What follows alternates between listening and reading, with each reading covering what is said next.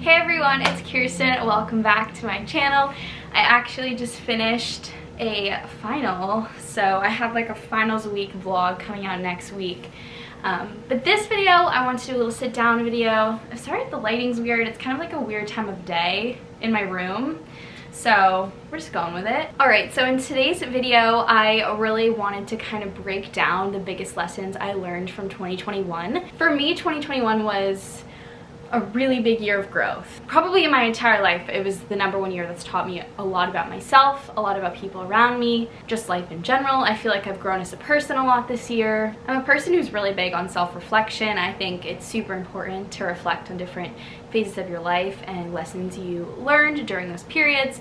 So that's kind of what this video is, and maybe through my discussion you guys will kind of take on some little lessons that you might have learned or things you could work on going forward as well. The first thing, oh, there's the siren, cool, all the time. The first thing I kind of learned this year, pretty like harshly I guess, is that you really, what is going on? The first kind of lesson I learned pretty harshly was that you really can't make someone care. I think that as people, we have a tendency to really like try to change people's minds. I know I'm a strong proponent of this. I really, you know, when I want something or I'm determined to make something work, I kind of put 110% effort into it, and I'm very like determined in what I do. So that follows through with like relationships especially. So there's been a few instances this year where I've really liked someone and I've kind of committed to like, okay, I'm gonna make this work no matter what. And obviously that just creates a lot of friction when that person just does not want it back. So for me, I think that was a really hard lesson I had to learn, is that I can't make someone care about me, nor should I want to. So I think the point I'm at now is really just accepting people for who they are. I think people set their expectation with you pretty quickly upon meeting you and developing a relationship with you. They set their intentions with, you know, where they want the relationship to go very early on. And so if someone's, you know, sending mixed signals at the beginning or isn't being clear that they really want to be in your life, chances are they're not someone that's really worth your time or energy. And so for me, that's something I've really had to learn. And so I've had to kind of look at different instances and say, look, this is what the person is offering me relationship-wise, whether it be friendship-wise, romantically, whatever. Is this something I'm okay with? Is this something I want to bring into my life, or is it not? And it's something I've had to kind of weigh from person to person and kind of say, well, look, I'm not comfortable with this person and, you know, how they're treating me or their expectations, so I'm going to cut them out of my life.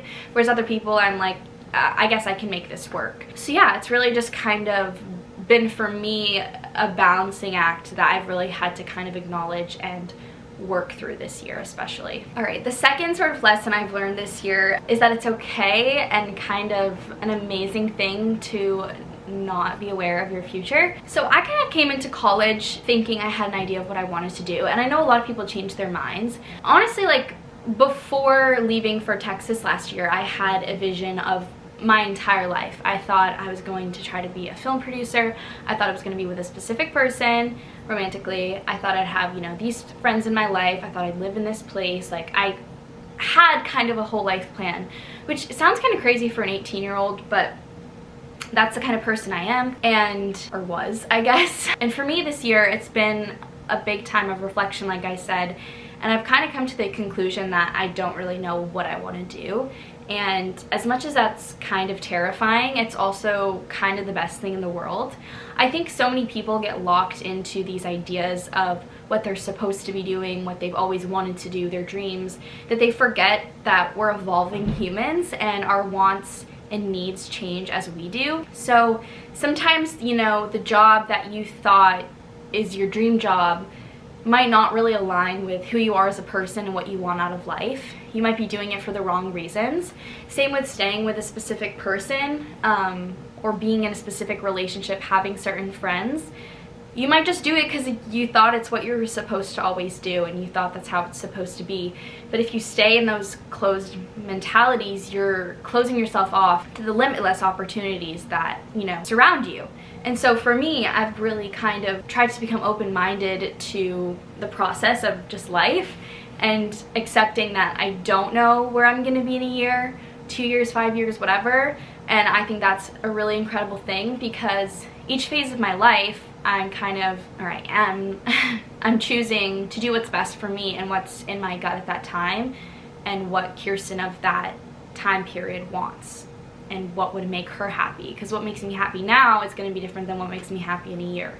So I don't want to get locked into anything that I don't inherently really want, and I've really tried to become open-minded to just future occupations and things I want, and people, dating-wise, friendships, the things I do. I've really just tried to become more open-minded and really ask myself, is this something I want, versus is this something that goes along with my life plan, if that makes sense. The other sort of interesting kind of revelation I've had that's really, it was like kind of life-changing for me to really realize. I was reading this book that I talk about often that I really love. It's called 101 Essays to Change the Way You Think by Brianna Wiest. 10 out of 10 recommend this book. Completely like shifted my mindset and my way of thinking. I'm rereading it right now and going through and highlighting. I love it. But a really interesting part of the book is how she talks about how love is not an expendable thing. So for me, I think I've struggled with different relationships in my life, and I've really questioned, like, why can't I get over this specific thing? Why can't I move on from this? Why can't I, you know, like things like that.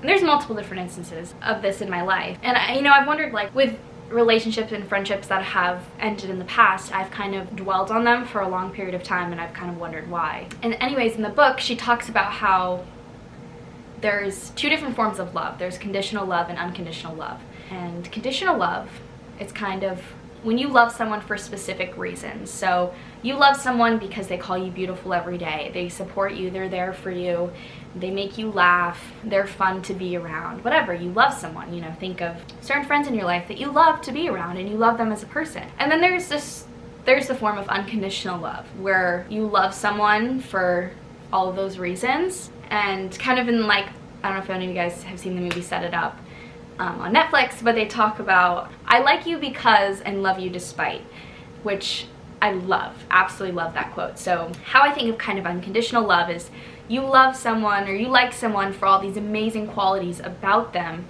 but you love them despite all of their flaws. And in unconditional love, it's not on the condition that they stay with you or stay in your life or do all those things for you. You love them because you love them as a person. So if you really look at your relationships and you ask yourself, how many of these people do I love on a conditional level versus an unconditional level? For me, there's been people in my life where I'm like, why do I still really care about this person despite the things that they've done to me, or just how things have gone down? And I really realized unconditional love, like, I loved these people because of their amazing qualities, but also because of their flaws.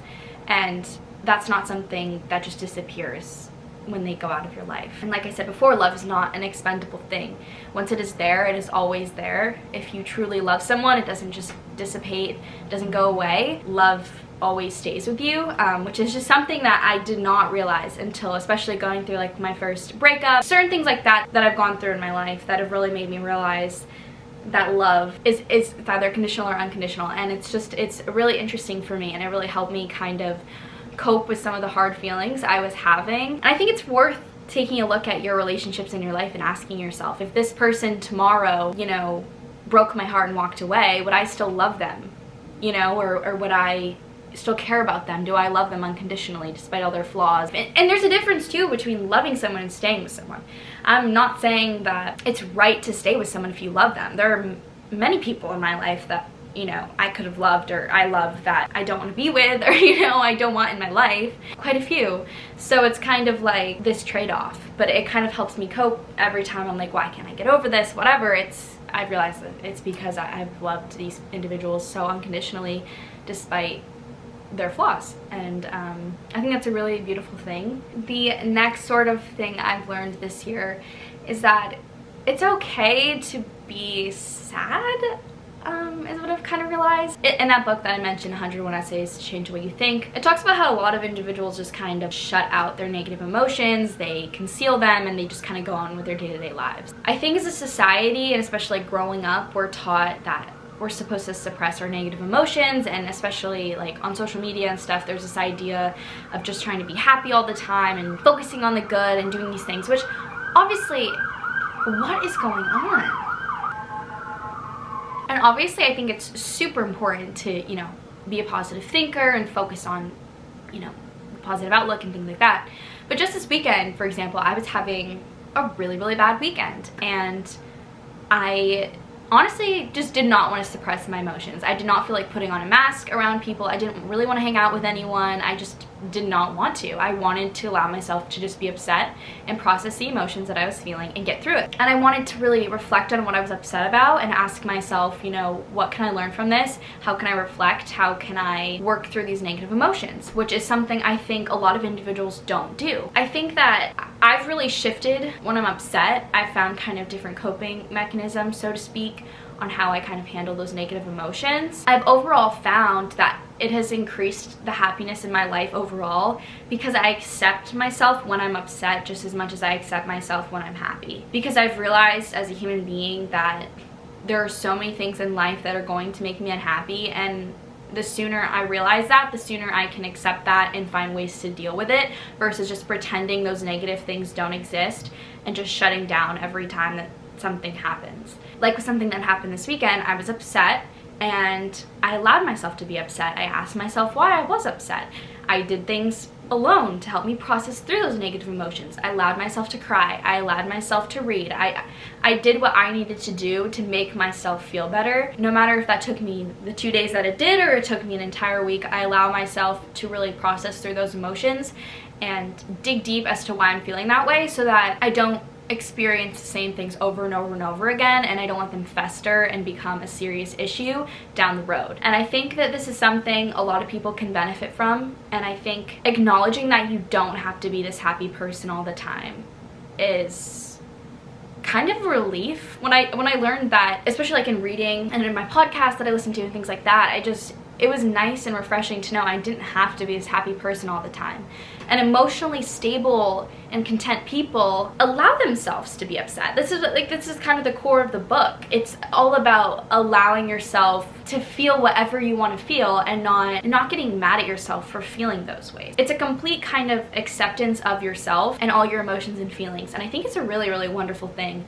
And it's definitely something that has shifted in me this year. I have like these books and these podcasts and shows and stuff to thank for it, but it's just something new that I've always felt like as a child and stuff. I was told, not necessarily by my parents. I feel like my mom's always been super understanding of my feelings and, you know, wanted me to talk things through, but just certainly, you know, at school and like certain environments, you're not supposed to cry, you're not supposed to get upset, you're not supposed to act out, you're not supposed to talk about your feelings because then you're seen as a negative person, blah blah blah. So you just shovel all of it inside and then you explode one day. And, you know, rather than just dealing with things face on when they happen and moving on, people, you know, turn away from that kind of thing. So I think it's worthwhile to acknowledge the next time you're upset about something and ask yourself, why am I upset about this? What can I do about it?